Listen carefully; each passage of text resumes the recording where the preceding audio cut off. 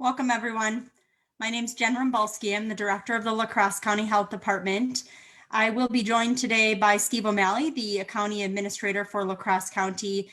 Steve will join us by video once we get to the question portion of today's agenda.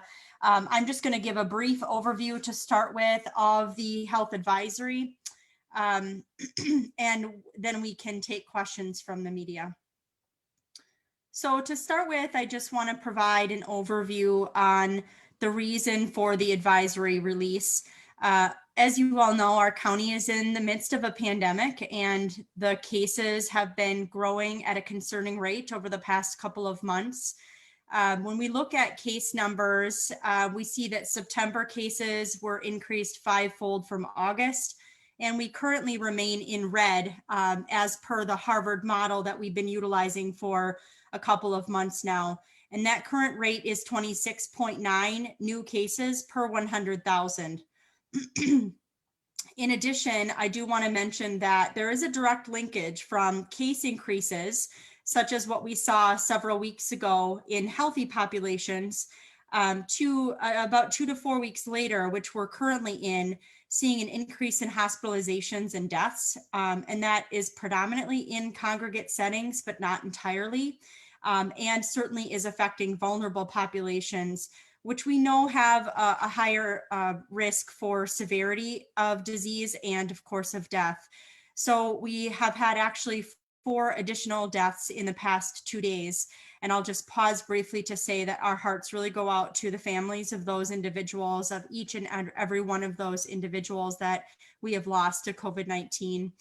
So that death total is now 18, with the majority, but not all of them, being in long-term care facilities and settings. And also just to note that our cases currently are in more middle-aged populations, and not as much in those healthy younger aged as we saw several weeks ago. And part of that is driven by socializing in gatherings. We've seen some connections to smaller gatherings of a few households. And just to note that though the advisory doesn't get at gatherings in personal private residences, that certainly is still of concern, and want to just point that out to continue to be careful with any kind of gathering outside of the household. So issuing this health advisory today is really a way to communicate to all of our community and the businesses in La Crosse County relating to a plan to further enforce limitations of public gatherings. These gatherings of no more than 25% of the total occupancy limits for a room or a building. So the advisory does not change or further restrict public gatherings or business capacity as compared to the current state emergency order number 3, and the exemptions remain the same as are in the state order. Establishments and locations particularly susceptible to the spread of COVID are those that have similar characteristics. So where multiple households might be gathering in crowded spaces, where individuals are in close proximity to one another, where spaces are poorly ventilated, where individuals are engaging in activities that can increase the spread of COVID by aerosolizing particles. So that is with loud speaking, shouting, singing, and physical exertion. This advisory is really one step, the first step in a stepwise approach to protect our community. So step 1 is the health advisory, that is notifying businesses of the requirement relating to 25% maximum capacity. Step 2 is with a credible report, which often would be from law enforcement. We could then move forward from the health department and issue an individual order to a specific business that may be found not in compliance with the requirement that the advisory lays out. Step 3 then would be, again, with a credible report, issuing a citation if it's necessary to a specific business that is not complying with the order that would have been issued in step 2. This could also be either replaced by or followed by an action of petitioning the court. So we can do either a citation or petition the court. And again, those should really be a last resort. Our first priority is to get voluntary compliance. And all of this is for the reason of trying to protect our community from COVID-19. And if we can't get voluntary compliance, then we will always use as many steps as possible and education and communication with businesses to assure that compliance is occurring prior to having to get to the enforcement actions such as citation. So just to reiterate, it's always our intention in the health department to protect our community to the best of our ability. And the way that we do this is through transparency, communication, and actions that are reasonable and necessary. Again, highlighting communication as a top priority. So to clarify, the health advisory is not in and of itself enforceable. The health department will enforce the requirement for the 25% maximum capacity through a stepwise approach that I outlined. And enforcement will always include communication and education with businesses and responsible parties to the extent possible. We're not seeking out violations. We're not seeking out citizen complaints. We're not looking to give citations. We really want this to be as voluntary as possible, but it does identify that we can take those steps if necessary. We will use credible reports, again, typically from law enforcement, to assure appropriate documentation is present of any violations of the advisory and subsequent orders. And law enforcement will not be enforcing the orders. They will only provide health department with reports of their observations. And we're not seeking to find violations in the community. So that is sort of an overview of the advisory. You should have a copy of the advisory. It is available on our website and should have been sent with the press release, or we will get it to you if you need it from us. But that is an overview of the advisory, which is in effect today until further notice. So that is the overview, and I will take questions at this time, and Steve will join, and we will tackle questions together.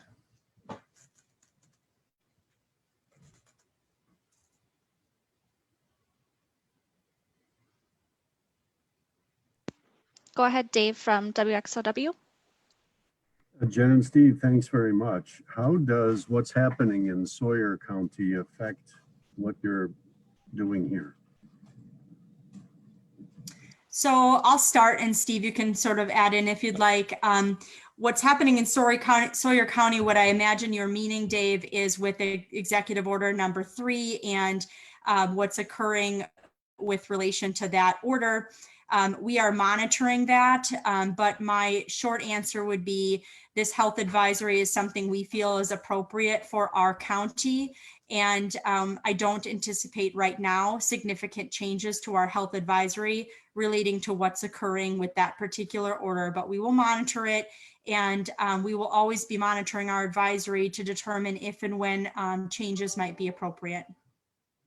Yeah, Dave, that's correct. In consulting with legal counsel, our corporation counsel, and other counties across the state, we're obviously monitoring what happens with the court case in Sawyer County, but this advisory is directly related to our responsibility for our community, our reasonable and necessary approach to help encourage both businesses and citizens to avoid crowds, to keep social distancing, to wear masks, and really paying attention to the 25% capacity within businesses going forward.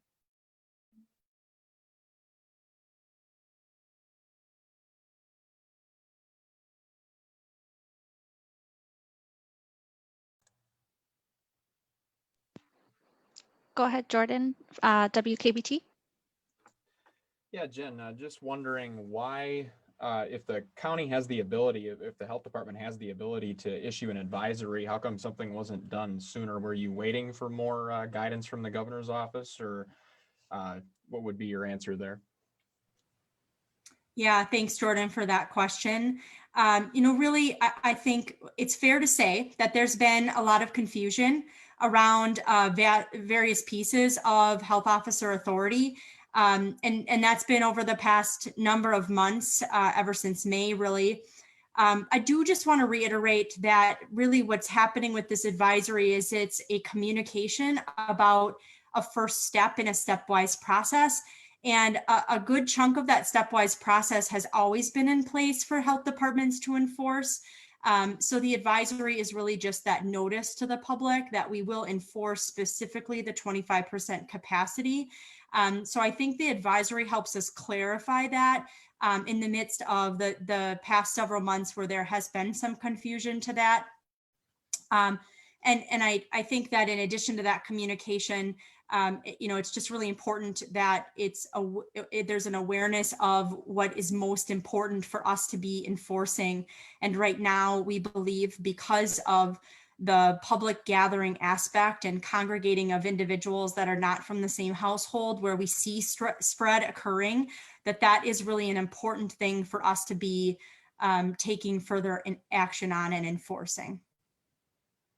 And Jordan, that's a great question. I think it's been difficult for county health departments and county government across the state to fully understand what level of authority we have. I served on a statewide committee of health officers, administrators, and other and corporation councils across the state, trying to analyze and understand what kind of guidance we could give to local health officers. So it's been difficult to understand what authority we have, but it's clear that we do have authority through the health officer ordinance and through administrative rule on individual cases, on individual sites, whereas the larger question was about blanket authority. So the timing is also related to the sharp rise in cases here in La Crosse County specifically, and needing some kind of reaction, some kind of directive to try to curb the spread.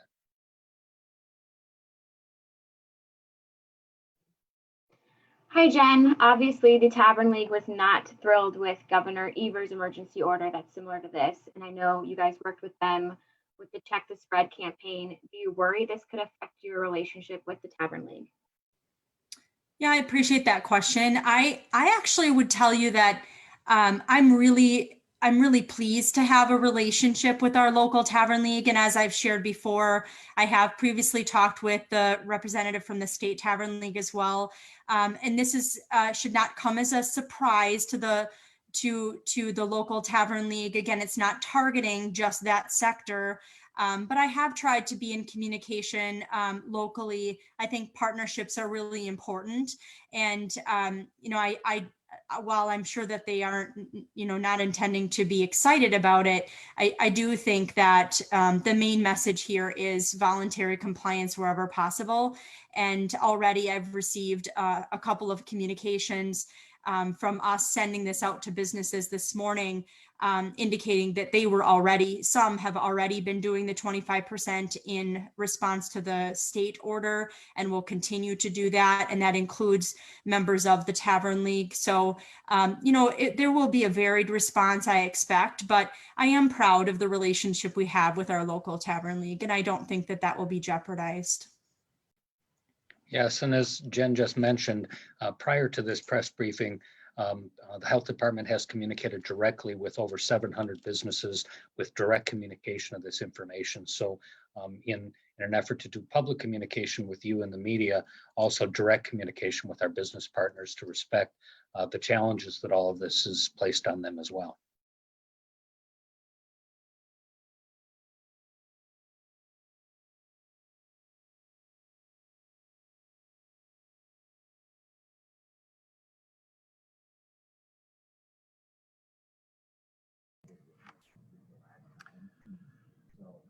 Jen, we've all been watching this process now for 8 months, and everyone has mentioned, from local health departments to the CDC to Anthony Fauci, that we have few tools available to fight this. And we've been sending in different ways that same message for 8 months. Everyone's having some difficulty with compliance. You're working on this voluntarily, asking for people to help. But we have to, it sounds like, get a message to people who just aren't following this. How does that affect Steve and Jen, what it is you do?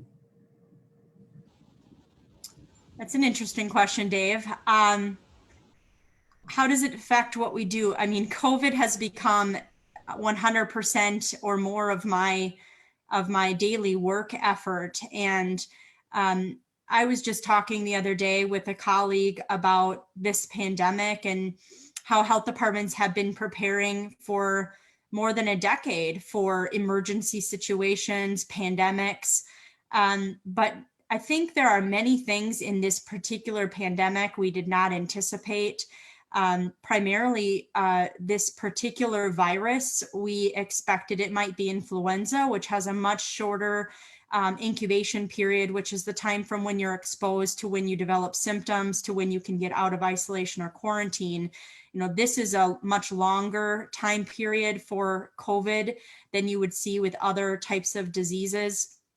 And some of the same types of tools that we use in COVID that we would have prepared to use for influenza or a different type of agent that causes pandemics. And again, I think because of some of the situations, there's been a lot of political nature to COVID. And I've often said that this is not political. This is about a virus that is impacting people and their lives in many ways and is killing individuals as well. And we take that seriously. I understand that as individuals and human beings, we get really tired of having to change our behavior. That takes a lot of energy, especially when there's no like destination at the end. We aren't sure when the vaccine is going to come.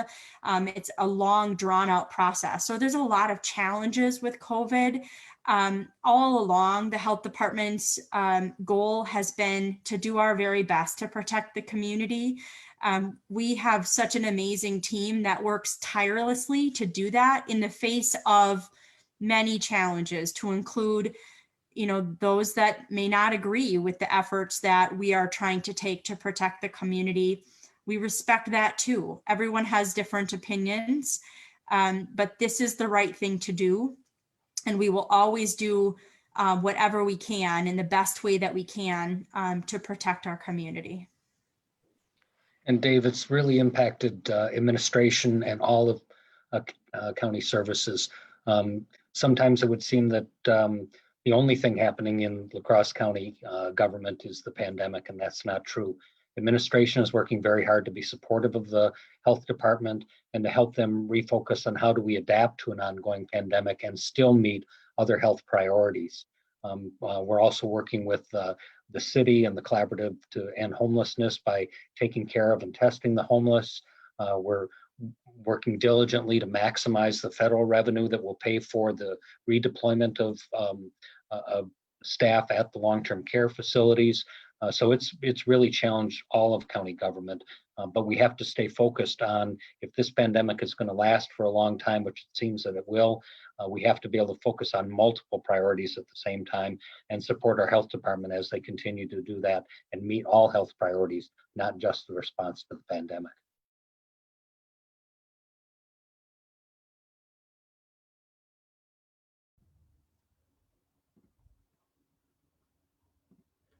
Hi, this Go is ahead. Yep. I'm sorry. This is Dan from Spectrum News One. Jen, you touched on this quite eloquently, I thought, when you talk about how this isn't political, but you seem to understand there are people who just simply do not want to comply out of fear for their business losing their business, right? I mean, a lot of people seem to think there is not another round of help coming from the state or the federal government. What's the message to people who feel like their business is truly at stake right now? That's a really good question. I've never been a business owner myself. My husband is self-employed, but that's not the same. And I understand that there are pressures that I likely can't fully appreciate in the business realm. But what I would say is that if we are looking at this in a short-sighted nature, such as allowing for large numbers of people to be in small spaces in order to get that day's income or that week's income, we miss the larger picture, which is that those kinds of activities can impact the business as well.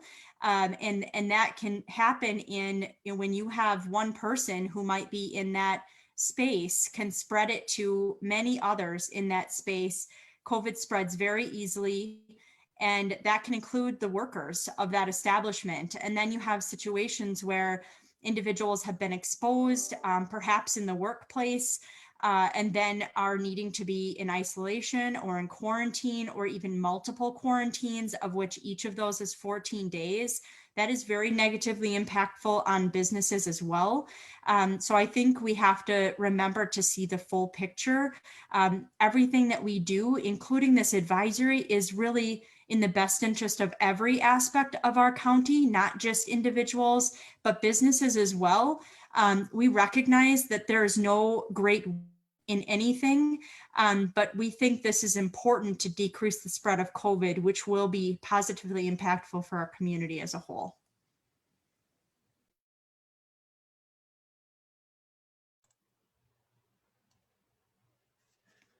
Yeah, Jen, I wanted to ask again, we were talking about voluntary compliance before with Dave's question.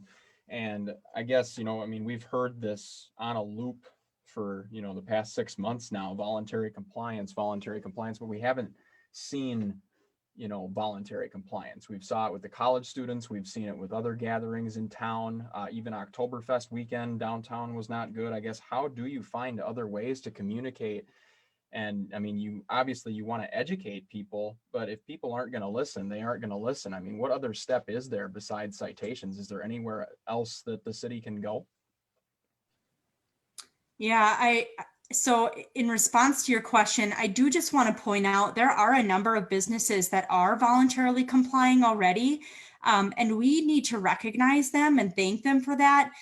Even the 200 plus businesses that have responded to Check the Spread, which was a positive recognition of businesses that are following the guidelines. So the point is not to look to cite and cause fear in businesses.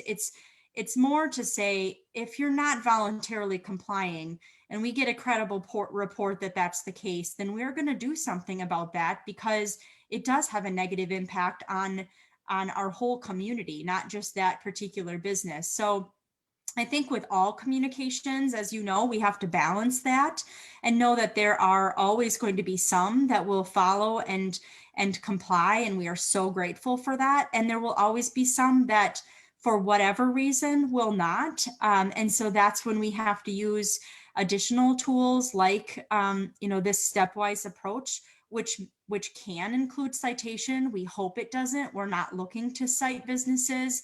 We really just want to make it stand out that this is important and there's a reason for this to be asked. It doesn't come lightly. It's that important to us to try to decrease the spread of COVID in our county, that we're willing to put out a health advisory and to take the further steps to enforce that, particularly when, as I just said, our whole health department the majority of our health department is engaged in COVID work. We don't have anyone extra who can, take on this piece of enforcement. We have to rearrange our resources a little bit to assure that those individuals are available to communicate with businesses, to provide education, and yes, if absolutely necessary, to cite. But this is really about us working together.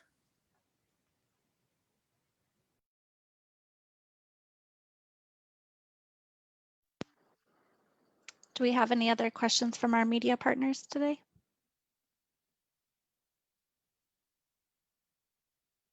I'm not seeing any other questions. I must have done a really good job explaining in the beginning. Well, if you do have additional questions, including anyone from the community or a business in particular, just want to let you know you can email us. We would prefer an email at covid19@lacrossecounty.org. Again, that's if you have questions, or although we're not taking particularly reports from citizens, we're looking to really have reports of noncompliance come from our partners in law enforcement. But email would be the way to communicate with us about this topic, and that is covid19@lacrossecounty.org. and just to thank you so much for those businesses that are already complying, for those individuals in our community who are complying, for the continued efforts that our community members take to reduce the spread of COVID through a variety of means, and a reminder to not have numerous households getting together, even in small social gatherings like birthday parties, but particularly with gatherings like weddings. And we just want to see COVID reduced by not having large numbers of people in small or enclosed spaces, where we've really tracked a lot of cases to those kinds of scenarios. So thank you again for all the work you're all doing, and really appreciate all of our partners, including media, and hope you have a safe and happy weekend.